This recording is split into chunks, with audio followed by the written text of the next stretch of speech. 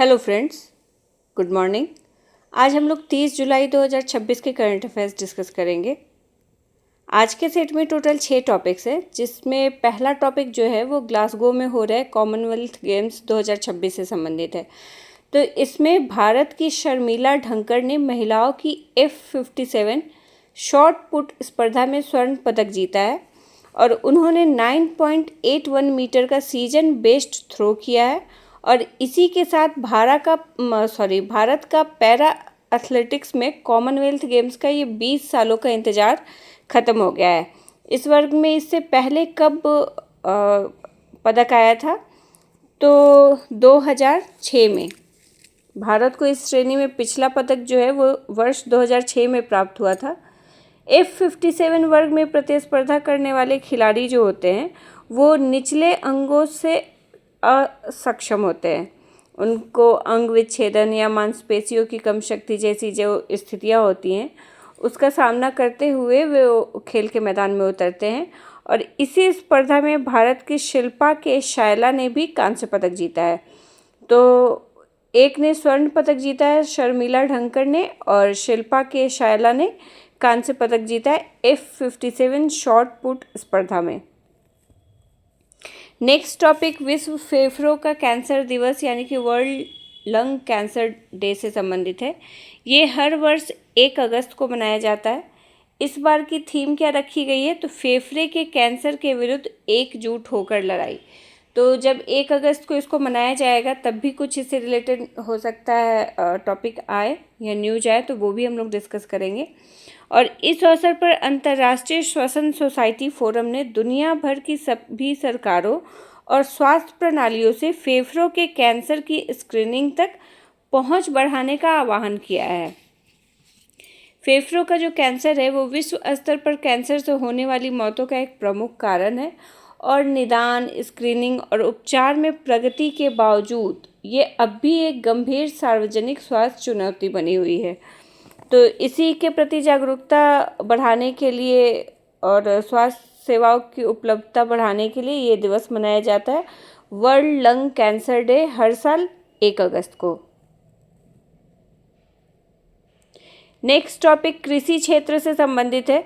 तो भारत ने कृषि में अनहाइड्रस अमोनिया के निर्माण और उपयोग को 3 वर्ष की अवधि के लिए मंजूरी दे दी है।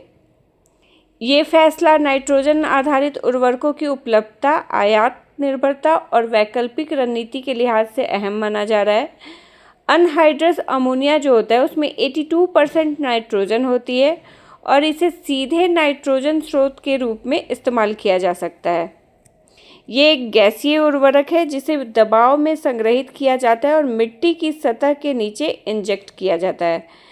इसका उपयोग जो होता है वो सामान्य उर्वरकों की तुलना में अधिक तकनीकी प्रक्रिया मांगता है, क्योंकि अगर इसका गलत यूज हुआ तो दिक्कत आ जाती है। इसको विशेष उपकरण, सीलबंद भंडारण व्यवस्था और प्रशिक्षित हैंडलिंग की ज़रूरत होती है, क्योंकि अगर गलत तरीके से इसका उपयोग किया गया तो जलन और सांस से जुड़ी समस्याएं पैदा हो सकती हैं। तो इसलिए इसके उपयोग में काफ़ी सावधानी बरतनी पड़ती है। और भारत हर साल लगभग 3 करोड़ टन यूरिया उत्पादन करता है, लेकिन घरेलू मांग पूरी करने के लिए इसके बावजूद करीब 1 करोड़ टन का आयात करता है। तो आयात भी बहुत बड़े मात्रा में किया जाता है भारत के द्वारा अमोनिया का। और केंद्र सरकार राष्ट्रीय हरित हाइड्रोजन मिशन के तहत हर साल 7.24 lakh metric ton green ammonia की खरीद की योजना बना रही है, ताकि ग्रीन यूरिया उत्पादन को बढ़ावा दिया जा सके। आपको पता है यूरिया में नाइट्रोजन कितना % होता है? ये केमिस्ट्री का क्वेश्चन है और कोई एग्जाम में BPSC में भी पूछा हुआ क्वेश्चन है, अदर स्टेट में भी पूछा हुआ क्वेश्चन है, और घटना चक्र जो आता है केमिस्ट्री का उसमें भी आपको मिल जाएगा। तो यूरिया में लगभग 46% नाइट्रोजन होती है, ये भी ध्यान रखिएगा। नेक्स्ट टॉपिक प्रेम के वोरा जी से संबंधित है। तो प्रेम के वोरा को राष्ट्रीय अशोक सम्मान यानी कि भारत सम्मान से सम्मानित किया गया है। ये अवार्ड नई दिल्ली में नेशनल लीडरशिप कॉन्क्लेव में उनको प्रदान किया गया और वो 2025-26 के लिए इलेक्ट्रिक मर्चेंट एसोसिएशन के प्रेसिडेंट हैं। उन्हें भारत के इलेक्ट्रिकल ट्रेड सेक्टर में उनके योगदान के लिए सम्मानित किया गया है इस सम्मान से, और उन्होंने सही बिजनेस तौर तरीकों और एमएसएमई के विकास को बढ़ावा दिया है। उन्होंने ग्रीन इलेक्ट्रिकल्स पहल के जरिए डिजिटल बदलाव को भी बढ़ावा दिया है और उनके इन्हीं सभी प्रयासों के कारण उनको राष्ट्रीय अशोक सम्मान से सम्मानित किया गया है। नेक्स्ट टॉपिक भारत की एक प्रमुख उपलब्धि से संबंधित है। तो भारत ने समुद्री रोजगार के क्षेत्र में एक बड़ी उपलब्धि दर्ज करते हुए दुनिया के दूसरे सबसे बड़े सेफ्रर सप्लायर के रूप में अपनी जगह बना ली है। पहले नंबर पे है फिलीपींस और उसके बाद अब भारत दूसरे नंबर पे आ गया है बिमको ICS सीफेरर वर्कफोर्स रिपोर्ट 2026 के अनुसार। 28 जुलाई 2026 तक भारत के 3,11,936 समुद्री पेशेवर वैश्विक कार्यबल का हिस्सा थे, जो दुनिया के कुल सेफरिंग वर्कफोर्स का 12.16% है। इस रिपोर्ट के अनुसार भारत ने 1,40,718 शिप ऑफिसर उपलब्ध कराए हैं, जो वैश्विक अधिकारी कार्यबल का 13.41% है। सेफरर क्या होते हैं? तो सेफरर वे पेशेवर होते हैं जो merchant ship, cargo vessel, tanker और अन्य जो वाणिज्यिक जहाज होते हैं उन पर काम करते हैं। तो उन पे काम करने वालों को सेफरर कहा जाता है। और भारत सरकार का लक्ष्य है कि मिशन 20% के तहत वैश्विक सेफरिंग वर्कफोर्स में देश की हिस्सेदारी को 20% तक पहुंचाया जाए। ये भारत सरकार ने लक्ष्य रखा है। नेक्स्ट टॉपिक केरल मंत्रिमंडल से संबंधित है। तो केरल मंत्रिमंडल ने 29 जुलाई 2026 को शासन व्यवस्था को अधिक पारदर्शी, तेज और जवाबदेह बनाने के लिए 5 बड़े प्रशासनिक सुधारों को मंजूरी दी है। तो ये सुधार किस क्षेत्र में किए जा रहे हैं?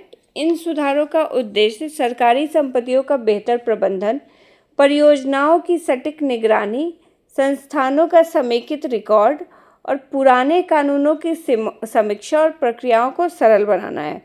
तो इस उद्देश्य से केरल मंत्रिमंडल ने ये 5 बड़े प्रशासनिक सुधार को मंजूरी दी है। इन सुधारों का एक प्रमुख हिस्सा जो है वो संपत नामक डिजिटल प्लेटफॉर्म है, जिसका पूरा नाम होगा special asset management platform for administration tracking and harmonisation. तो इस संपत पोर्टल का ये फुल फॉर्म है और ये राज्य सरकार की संपत्तियों का केंद्रीकृत रिकॉर्ड तैयार करेगा, जिसमें भूमि, भवन और अन्य बुनियादी ढांचों से जुड़ी संपत्तियों की जानकारी एक ही प्रणाली में उपलब्ध होगी। इसके साथ ही प्लान स्पेस 2.0 नामक GIS आधारित परियोजना रजिस्ट्री को भी विस्तार दिया गया है। ये प्रणाली सरकारी विभागों की पूंजीगत परियोजनाओं का स्थान, कार्यान्वयन एजेंसी, वित्त पोषण और निर्माण की स्थिति दर्ज करेगी। सुधारों के तीसरे बड़े हिस्से के रूप में प्रोसेस री इंजीनियरिंग शामिल है, जिसके तहत वित्त, कानून, कर, राजस्व, स्थानीय स्वशासन और उद्योग जैसे जो प्रमुख विभाग हैं उनमें प्रक्रियाओं को सरल और आधुनिक बनाया जा सकेगा। तो इन उद्देश्यों से केरल मंत्रिमंडल ने इन सुधारों को मंजूरी दी है। ये हमारे आज के टॉपिक्स थे। मिलते हैं नेक्स्ट डे। अगर आपको इससे रिलेटेड PDF डाउनलोड करना हो तो आप ओनली BPSC की साइट या ओनली BPSC के ऐप के थ्रू डाउनलोड कर सकते हैं। और अगर आपको हमारा वीडियो यूजफुल लगे, पसंद आए, तो प्लीज़ लाइक, शेयर और सब्सक्राइब ज़रूर कीजिएगा। Thank you.